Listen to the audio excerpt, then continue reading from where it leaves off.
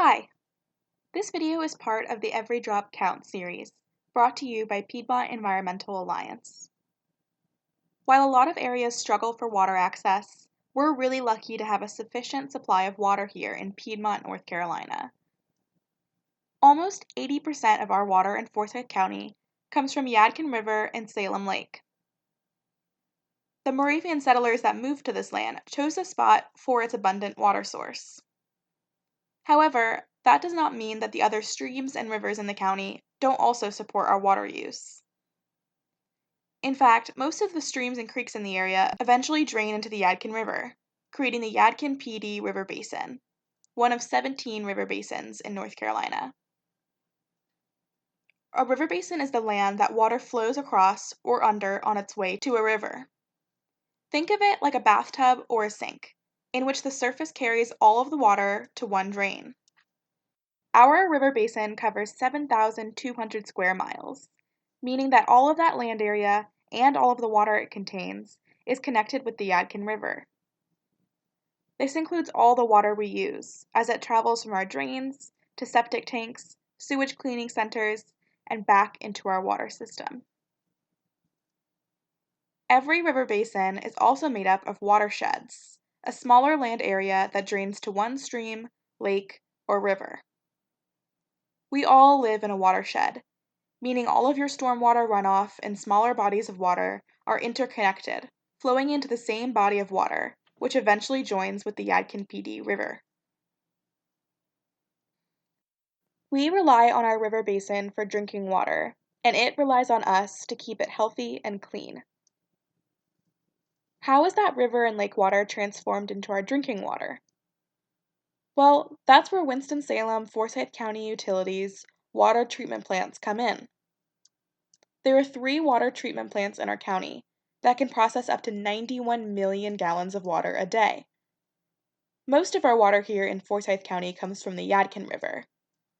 Normally, about 18,700 gallons of water is pumped from the river to our system every second. Water comes to the water treatment plant from the source, or the river or lake. Then, the treatment process starts with the coagulation and flocculation phases, during which chemicals with a positive charge are added to the water. The positive charge of these chemicals neutralizes the negative charge of dirt and other dissolved particles in the water.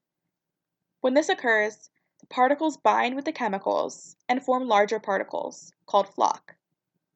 The next phase is sedimentation. During this step, the floc will settle to the bottom of the water supply. The next step in the water treatment process is filtration. Once the floc has settled to the bottom of the water supply, the clear water on top will pass through filters of varying compositions and sizes in order to remove the dissolved particles, such as dust, parasites, bacteria, viruses, and chemicals. After that, it's time for the disinfection phase. This is when a disinfectant like chlorine is added to kill any remaining parasites, bacteria, and viruses before the water goes to storage to be pumped into your home. So how does our safe drinking water get from the 3 water treatment plants to your home? The water distribution system in the county includes 14 water tanks, 7 pumping stations, and 2,300 miles of water lines that bring water to every faucet in your house. It is also important to note that the water from our taps is democratically controlled. That means our local city, county, and state determine the best way to clean our water to ensure it's safe to use in our homes. Because it's controlled by the government, information about our water is publicly available. Anyone can visit the county utilities website and explore their local water quality reports. If you don't like the way water is being treated or cleaned, you can attend public meetings or provide feedback. However, water controlled by corporations, such as bottled water, does not provide the same public information. Water treatment plants are an important part of managing water quality. Good water quality means a healthy watershed, which in turn supports a healthy aquatic ecosystem with natural vegetation. However, healthy watersheds are fairly rare. Remember, our waterways are all interconnected, meaning that a polluted stream can create an unhealthy watershed and even infect entire portions of the river basin. Over half of the nation's flowing waters are in poor biological condition, and 40% of fish in North American freshwater sources are vulnerable, threatened, or endangered. We need a healthy watershed for us as well, for things like water recreation and drinking water quality. Why then are watersheds so unhealthy? Well, things like forest fires, deforestation, and construction are major causes.